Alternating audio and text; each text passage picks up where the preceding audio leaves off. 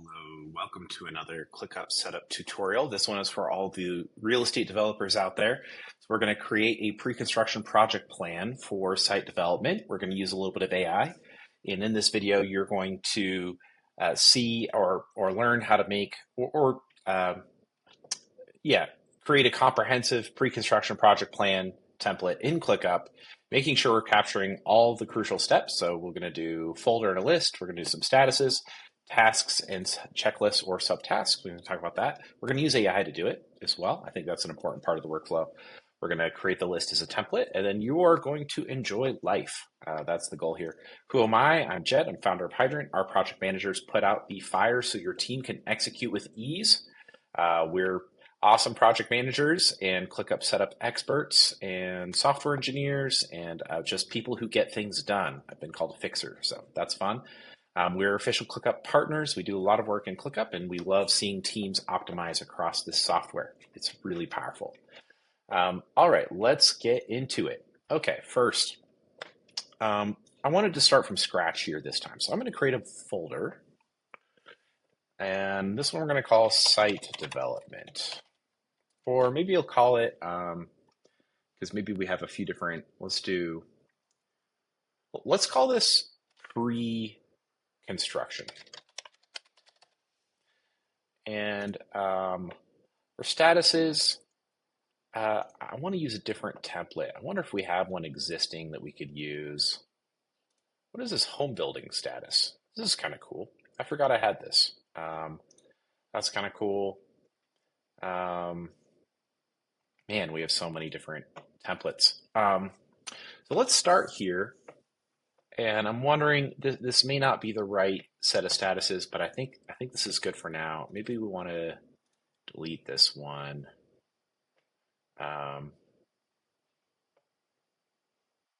We're not going to be in construction here, so maybe we delete that. Maybe we have one that's like, I'm trying to think like what statuses would we actually need? Let's ask Claude. I say, I'm a site developer. I'm working on pre-construction and approvals for a 100-acre property in Wyoming. It's going to have residential, industrial, and plenty of master planning. Help me create a simple list of statuses in ClickUp that works well for pre-construction. Let's see how that does. I really think it's important to use AI to be able to kind of like make sure that we're using this effectively. It helps so much to make sure you're kind of not missing anything. So I like this. They're saying not started, in progress, on hold, waiting approval, approved, completed. That's pretty good. Honestly, it's pretty basic status list. So I'm going to copy these. Let's go in here. We got here. That's honestly this. And honestly, I'd rather just use an existing workflow that we have, and if it ends up not working, great. So let's use this status on pre-construction. Now it comes preloaded with a list. Let's do the status from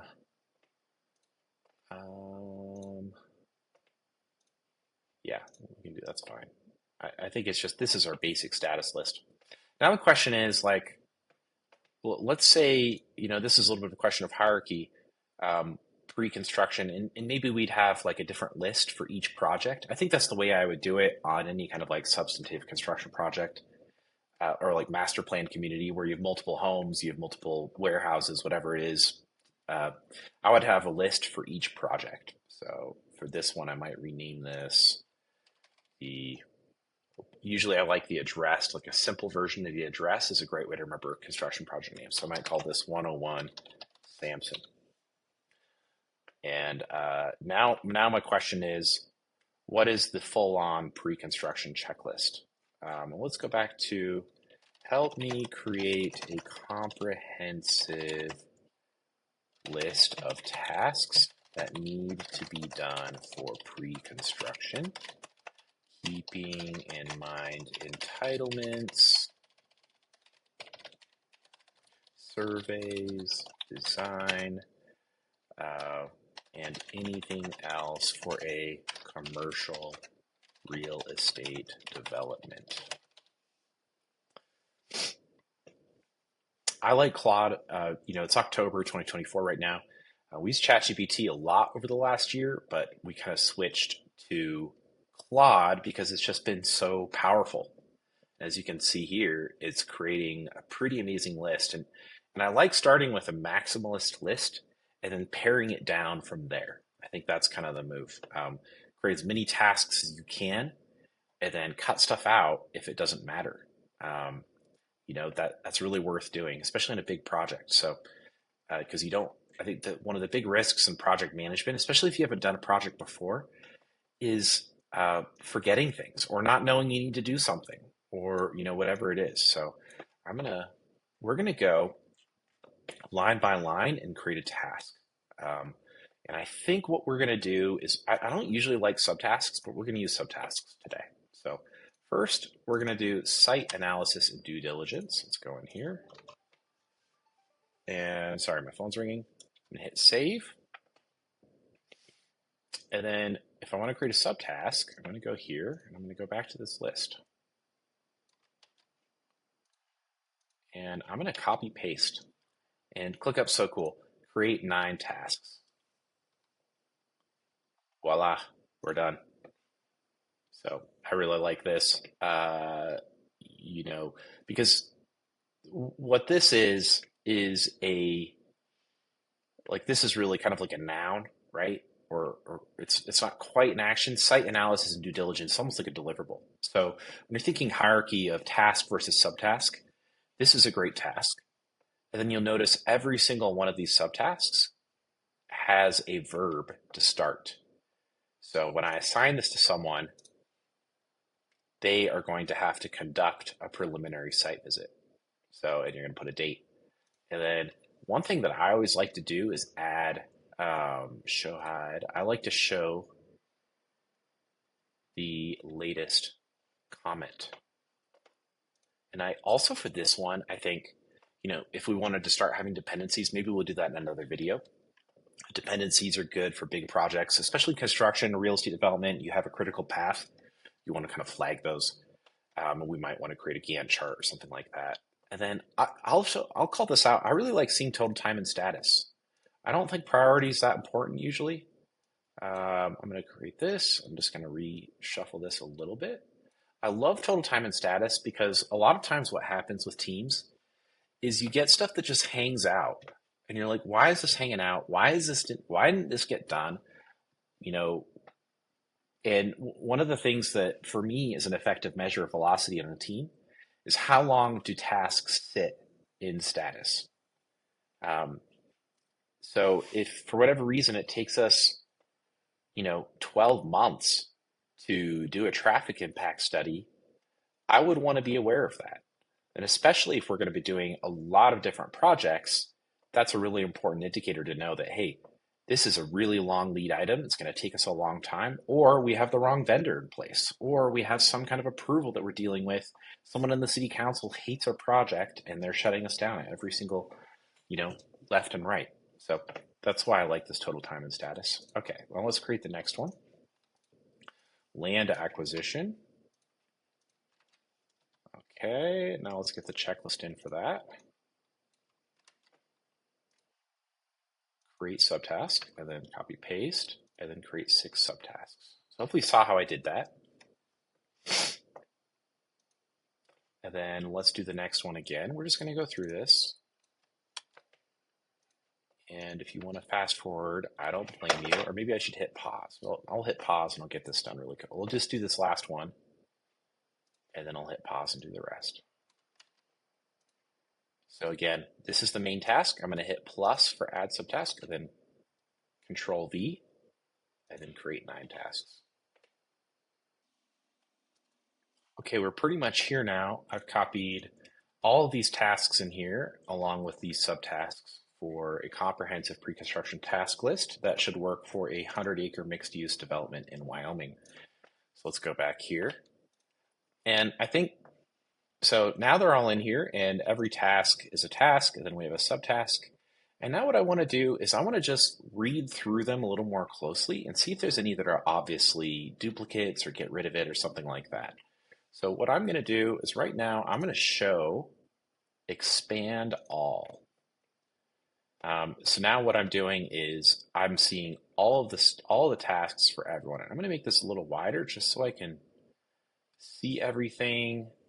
I think I can actually customize the view where we wrap text. So that's kind of a fun little thing as well. So let's just wrap the text so I can see it.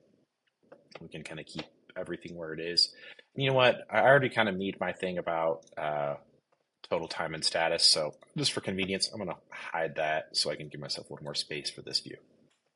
Okay. Site analysis, due diligence, preliminary site visit. Okay. Environmental site assessment, phase 1 and phase 2 potentially. So we could decide, maybe we create 2 tasks for this.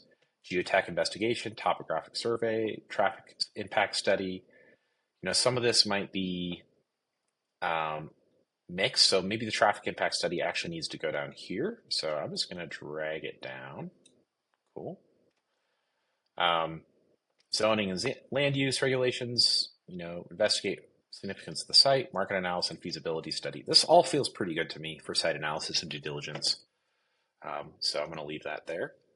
Land acquisition. Okay, yeah, to me, this makes sense that land acquisition would come after due diligence, but I think, you know, maybe we'll just set up a quick dependency here.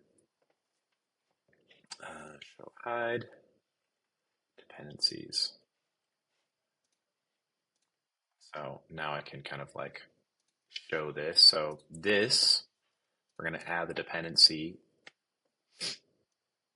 waiting on site analysis. Cool. So now it's showing this as a blocker and showing this as waiting on the dependency. And you may or may not want to do this, but just so you can see how it's done.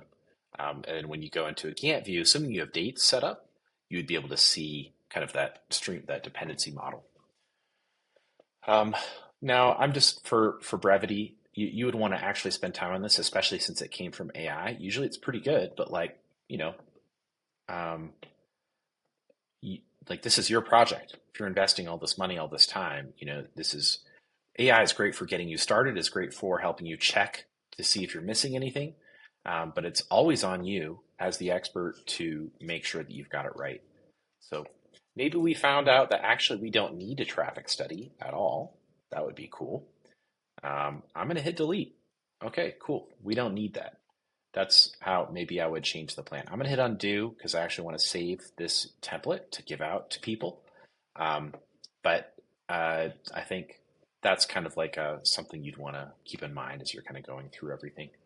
Yeah, and I think kind of like one more thought on this. It's really important with project planning, especially larger projects with there's a lot of dollar value involved. It's important to understand all the different aspects of the project, and especially if there's like this one, if the goal of this project is presumably primarily to make money, and so I think when people kind of start a project, this is a pitfall I've seen a lot. People don't always appreciate the scope of what they're starting. It's like I have this little experience where I started a little Main Street gym. It's just a small studio for personal training. And I think when I started it, I put together a bit of a plan, but I really did not appreciate the marketing aspect of what it would take to get a little gym going on a main street. And so that's why this is so important. It's like, yeah, this is overwhelming. That's the point. The point is that this is overwhelming. And you need to sort through it and spend the time with your team and go through and think through what do we absolutely need? What can we do without? And what parts of the plan are going to be cost drivers and which parts of the plan are going to be revenue drivers? So when you're actually building out your pro forma, you have an idea of how much money you need so you can account for all these different pieces of the plan. Especially something like site development, like architecture and engineering is not cheap. Attorneys aren't cheap.